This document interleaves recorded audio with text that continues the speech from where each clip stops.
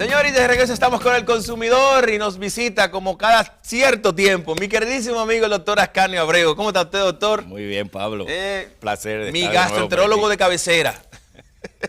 ¿Cómo está usted, doctor? Todo bien, gracias a Dios. Qué bueno que usted esté bien, doctor. Y lo más importante es que pueda venir a aportarle sus conocimientos para aprender sobre estos temas tan interesantes. En el día de hoy hablar sobre el páncreas, doctor. Y pancreatitis, que es la inflamación del páncreas, ¿verdad que sí, doctor? Sí. Pero antes de hablar de la enfermedad, yo quiero que conozcamos, porque mucha gente desconoce qué es el páncreas y cuál es su función o sus funciones. Explíquenos, doctor. Sí, correcto. El páncreas es un órgano casi olvidado, vamos a decirlo así, es cierto. Incluso para los médicos muchas veces. Sí. A veces tú tienes un dolor, una cosa, y lo último que tú piensas es en el páncreas. Sí. A menos que sea ya un especialista o alguien que maneje el tema, ¿no? El páncreas es un órgano, es una glándula, es un órgano que se encuentra localizado en la parte superior del abdomen, detrás del estómago prácticamente. Es un órgano largo, pequeño, mide aproximadamente como unas 8 pulgadas, 15 a 20 centímetros de largo y 3 o 4 pulgadas de grueso. Y es larguito y se divide en tres, en cabeza, cuerpo y cola básicamente. Y se encuentra, vuelvo y repito, atravesado detrás del estómago. ¿Cuál es la medida del doctor? Dígame. Como unas 8 pulgadas más o menos. ¿Pulgadas? Pulgadas. Ah, pues, de 15 a 20 centímetros. ¿Casi un pie, doctor? No, un pie tiene 12. 12, sí. Sí, bueno, sí, más o menos. Casi un pie, sí. Sí, es un órgano, pero relativamente pequeño comparado con otros órganos. Ah, bueno, claro. Más o menos, sí. Pero sí es un órgano, no es un órgano palpable, y es un órgano que se llama lo que nosotros llamamos retroperitoneal, o sea que se encuentra localizado en la parte atrás en el vientre. Okay. Y no es fácilmente localizable, y por tanto no es fácilmente estudiable tampoco, vamos a decirlo así.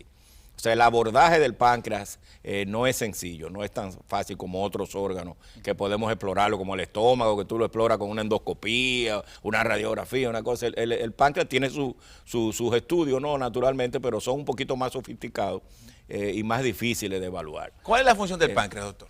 El páncreas tiene dos funciones. Vamos a ver. Una función exócrina que llaman y una función endócrina.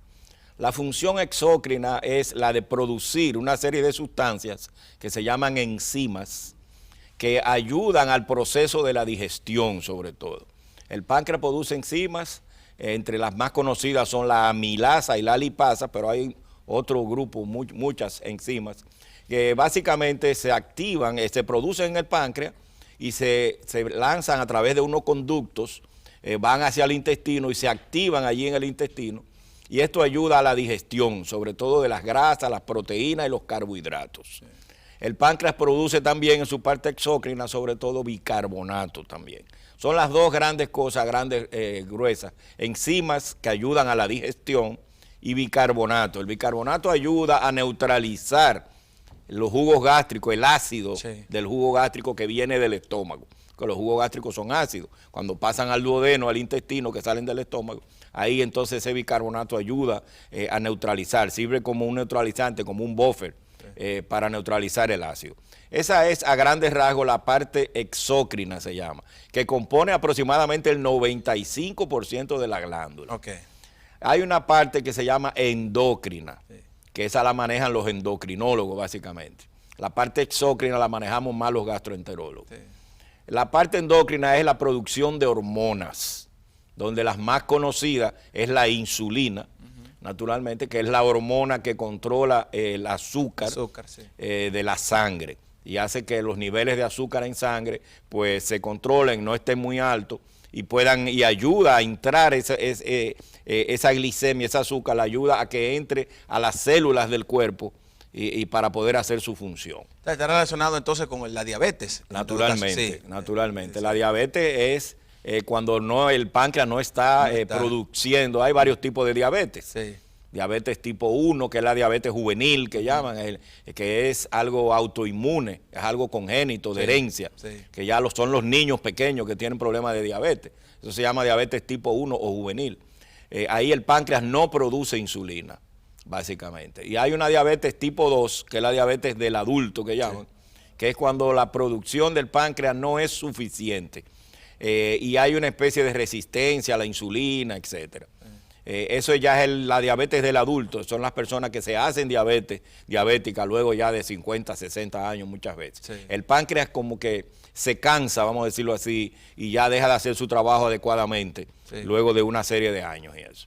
Y está localizado, está muy íntimamente relacionado al sobrepeso, a la obesidad y una serie de cosas. Y hay un factor genético también que de herencia que también es muy importante. Doctor, pero usted habla, y hay otras hormonas, perdón, que también se producen, aparte de la insulina, hay otras hormonas ya menos conocidas, pero que no dejan de tener su papel, el glucagón, que se llama la somatostatina y otra serie de polipéptidos, etcétera, que se producen como hormonas también en la parte del páncreas endocrina. Doctor, usted habla entonces de que el páncreas es un órgano muchas veces olvidado. Usted mismo lo menciona y dice, hasta para los mismos médicos, pero, y porque el tema del chequeo, de la revisión, del estudio del páncreas también es un poco complicado. ¿Cuándo el páncreas entonces, cómo determinamos que nuestro páncreas está dando algún tipo de complicación? Sí, el páncreas, la principal, vamos a decir, enfermedad o proceso que afecta al páncreas es la pancreatitis, vamos a decir. Entonces tenemos la pancreatitis aguda, que se llama, que es un proceso doloroso donde se produce una inflamación de la glándula del páncreas por muchas causas. Las principales causas de inflamación del páncreas, de la glándula, que producen una pancreatitis, hacen aproximadamente el 80-90% de las causas, son las piedras en la vesícula, los cálculos en la vesícula y el alcohol. Esas dos causas hacen la gran mayoría de las pancreatitis. Las causas, la etiología por la que el páncreas se inflama. Luego de ese otro 10% que queda, o 10 o 15%, ya se divide en otra serie de cosas. Vendrían las grasas, aproximadamente en un tercer lugar, el aumento sobre todo de los triglicéridos, una hipertrigliceridemia usualmente muy alta, más de 1000 miligramos por decilitro.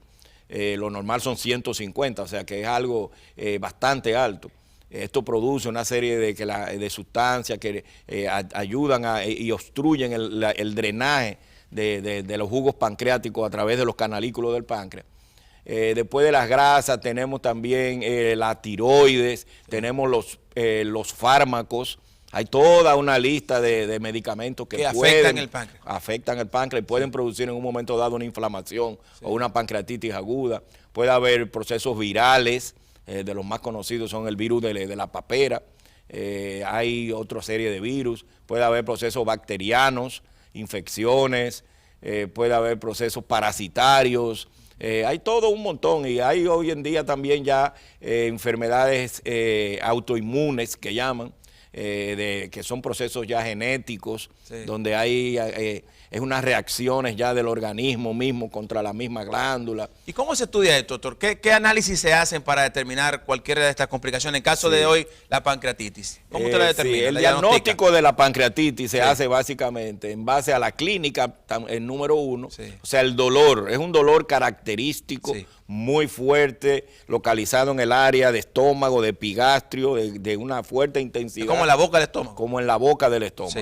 Que puede reflejarse hacia la espalda, usualmente se irradia hacia la espalda, ya sea como si fuera, como si le dieran a uno como una especie de puñalada y se refleja hacia atrás, o a veces como en cinturón que llaman, el dolor se puede reflejar también hacia los flancos, hacia atrás. Es un dolor muy intenso que no responde fácilmente a cualquier tipo de calmante, corriente y eso, y que incapacita al individuo.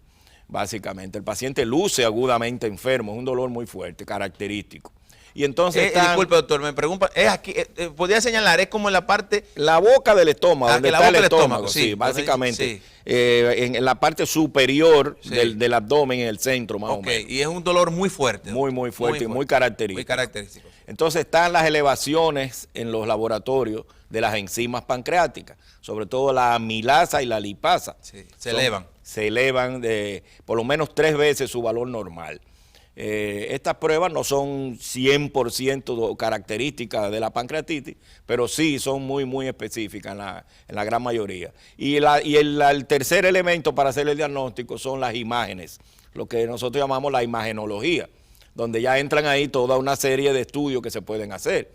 Radiografías, sonografías, tomografías, resonancia magnética, la colangioresonancia que se llama magnética, hay una ecoendoscopía que se hace, es una especie de endoscopía, Sí. donde se hace entonces una sonografía, vamos a decirlo así, Sí. a través de la endoscopía. Wow, directo allá, doctor. Directo, a través de A la través. pared del estómago, Sí. porque el páncreas queda ahí pegadito. Sí. Entonces tú metes un endoscopio especial con un transductor en la punta y haces una especie de barrido a través de la pared del estómago, haces una sonografía. Sí. Eso es una ecoendoscopía. Porque el tema de la ubicación del páncreas hace más difícil, por ejemplo, una sonografía. Es difícil. Ver el páncreas. Sí, en sonografía el páncreas puede verse, pero Sí. no es un buen método diagnóstico, Sí. definitivamente. Si el paciente es grueso, es obeso, está gordito, tiene mucha grasa abdominal, eso interfiere en la sonografía. Y si hay gas también, si el paciente tiene muchos gases a nivel en los intestinos, tampoco se ve bien. O sea, la sonografía, a pesar de que puede verse el páncreas, no es el mejor método. Tiene la ventaja de que es un estudio barato, Sí. fácil de hacer relativamente. En todas las clínicas prácticamente hay en muchas emergencias, hay ya un sonógrafo. Es algo que se puede... No es invasivo. No es invasivo, Claro, correcto. claro. Es algo fácil de hacer, Sí. y da mucha información. Y para la parte de los cálculos en la vesícula, sí es muy buena. Sí. Porque la vesícula sí se ve muy bien en sonografía. Sí. Entonces, como la vesícula es una de las causas, las piedras en la vesícula, es una de las causas que inflamación. produce inflamación del páncreas, en una sonografía, pues tú estudias la vía biliar, y ahí tú puedes descartar si el paciente tiene piedra en la vesícula o no. Eso ayuda muchísimo en el diagnóstico. Doctor, el páncreas, yo he visto que el cáncer de páncreas es uno de los cánceres más peligrosos. Bueno, hay figuras del arte dominicano y la política que han muerto. El cáncer de páncreas ha sido el causante. Y me dicen que es uno de los más peligrosos. ¿Es cierto esto, doctor? Sí, es cierto. Eso son palabras mayores ya. Sí. Es uno de los cánceres más agresivos que existe, es el del páncreas. Lamentablemente el problema radica también en que En el sitio donde está ubicado, doctor. y cuando tú vienes a hacer el diagnóstico, Sí. casi siempre es tarde, Sí. por lo general. Ya el cáncer ya tiene metástasis, ya se ha prolongado hacia otros órganos, es difícil. Además es un cáncer que se presenta en gente de cierta edad. Esa, vamos a decir, es la parte buena Sí. que tiene el cáncer, que no es un cáncer de gente joven, Sí. es un cáncer de gente de la sexta, séptima década de la vida en adelante. Entonces, bueno, ya tiene eso de que pero cuando viene a detectarse, por lo general ella es muy difícil ya hacer algo. ¿Y puede vivir muy agresivo. ¿Puede vivir una persona sin páncreas, doctor? Sí, prácticamente sí. Da trabajo, los pacientes se hacen diabéticos, hay que dar mucha terapia sustitutiva y Sí. eso. Pero sí, la cirugía de páncreas, en los cánceres sobre todo, hay una cirugía que se llama Whipple y sus derivados, muchas variantes de este tipo de cirugía. Es una cirugía radical, bastante fuerte, donde hay que llevarse parte del páncreas, hay que erradicar parte del páncreas, parte del estómago, parte del intestino, de la vía biliar, Wow. y hacer una anastomosis con el intestino delgado. O sea, es una cirugía muy agresiva, Sí. muy intensa y fuerte. Por lo general son pacientes de cierta edad. Esos pacientes casi siempre tienen otras comorbilidades, por lo general, o son hipertensos, son diabéticos, son obesos, son esto, o sea, tienen otras enfermedades agregadas. Entonces, muchas veces no califican incluso para este tipo de cirugía. Sí. Si es un paciente relativamente joven que está en buenas condiciones y tú logras detectar un cáncer pequeño, comenzando de 1 centímetro menos, localizado en la cabeza del páncreas, por ejemplo, este tipo de cirugía sí puede ser, y que no esté ya, que no tenga metástasis a otro órgano, sí puede ser curativa, vamos a decir. Doctor, entonces, dos partes, porque ya nos queda poco tiempo. La parte de la prevención, o sea, cómo cuidamos nuestro páncreas, y ya luego, así me puede hacer también hablar cortamente de los tratamientos para la pancreatitis. Sí, bueno, la prevención, ¿qué te digo? O cuidado del páncreas. Como dije, las dos principales causas de pancreatitis son las piedras en la vesícula y el alcoholismo. Sí. Entonces, obviamente, el alcohol es dañino, no llevar una vida, no tomar alcohol en excesos. Y la parte de la vesícula, pues con una simple sonografía, usted puede saber si usted tiene piedra en la vesícula o no, en la gran mayoría de las veces. Si usted tiene cálculo en la vesícula, esto no es sinónimo de que usted va a hacer una pancreatitis, ni mucho menos, ni siquiera una colecistitis.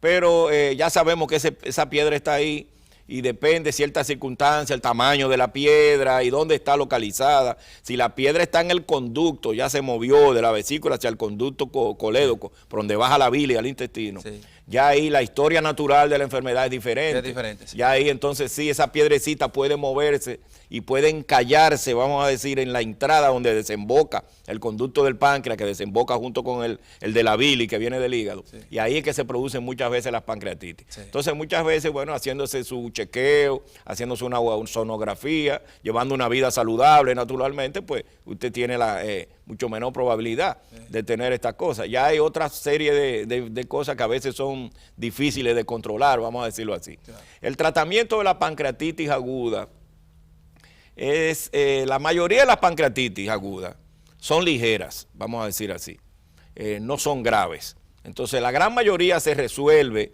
sin ningún problema. Okay. Aproximadamente el 75% de las pancreatitis agudas. Pero con tratamiento, ¿no? Sí, pero el tratamiento es un tratamiento de soporte, vamos a decirlo así. Realmente no se ha podido demostrar todavía científicamente, no hay ningún medicamento que interfiera, que modifique, vamos a decirlo así, la enfermedad cuando comienza en sí. Esa cascada que se produce de procesos inflamatorios que afectan el páncreas, que a veces son graves, las pancreatitis pueden ser ligeras, moderadas o severas. Sí. Esa pancreatitis severa, ya necrotizante que nosotros llamamos, son muy difíciles de manejar. Sí. Tienen que manejarse ya en cuidados intensivos, por una múltiples especialistas. Tiene una mortalidad, un rate de mortalidad puede ser bastante alto, si no está en las mejores manos, pueden complicarse, hacer complicaciones cardíacas, renales, ¿y cómo llega de sencilla a estos niveles? Bueno, ahí está el arte del asunto. Sí. Realmente la pancreatitis lo principal es la hidratación, la vigilancia de cerca de estos pacientes, tratar de determinar qué paciente se va a complicar o no, ya por una serie de análisis, de estudios que uno va haciendo, hay que estar a la expectativa, pero el arte del asunto está ahí precisamente. Pero tiene que ver con el descuido de una sencilla que pudiera terminar en una pancreatitis grave, o puede iniciar tú con una pancreatitis grave. Puede iniciarse, lo que pasa es que al principio, los primeros días, es difícil saber cuándo va a ser grave o no. Claro. Ahí es que está el asunto, que hay que estar muy de cerca en ella. Y hay una serie de scores que llaman de pronóstico y diagnóstico para tú determinar si esa pancreatitis se te va a complicar o no. Sí. A veces en el primer día o segundo no es tan sencillo, pero hay mecanismos que te avisan, te prenden el bombillito rojo de que estos son los que se pueden complicar y que hay que meter en una unidad de cuidado intensivo o en una unidad de cuidado intermedio, vigilarlo de cerca y tomar medidas según vayan presentándose algunas complicaciones o algo. De verdad, doctor, que siempre le agradecemos a usted el favor que nos hace de venir al programa. Cátedra que nos da siempre el doctor Ascanio Abreu sobre los temas que tratamos en el caso de hoy, la pancreatitis, y donde también nos dio a conocer un poco más acerca de este órgano desconocido para muchos, que es el páncreas. Y como el mismo doctor admite, dice, hasta los mismos médicos muchas veces revisan todo y se olvidan de que el páncreas está ahí, que puede ser también causante de complicaciones que pueden cegar hasta con tu vida. Ya el doctor hablaba de la gravedad, por ejemplo, del cáncer de páncreas, pero también la misma pancreatitis pudiera también, usted hablaba de que el rango de posibilidades de que usted con una pancreatitis grave pues la pueda superar es más bajito, ¿verdad que sí? Sí, claro, pueden complicarse y llevar a la muerte, claro, complicaciones ya de órganos ya pulmonares, cardíacos, renales. Por eso es que es importante, señores, ya lo dijo el doctor, el alcohol, si usted no tiene que tomar, no tome, pero si va a tomar, nada en exceso. Y también el tema de las piedras en las vesículas, que también hay que tener mucho en cuenta esto. Doctor, muchísimas gracias. Sí. Gran placer siempre compartir con usted. Doctor Ascanio Abreu estuvo con nosotros. Más ahora, después de la pausa, viene el doctor Wilfredo Mañón. Señores, no se vayan, regresamos unos segunditos.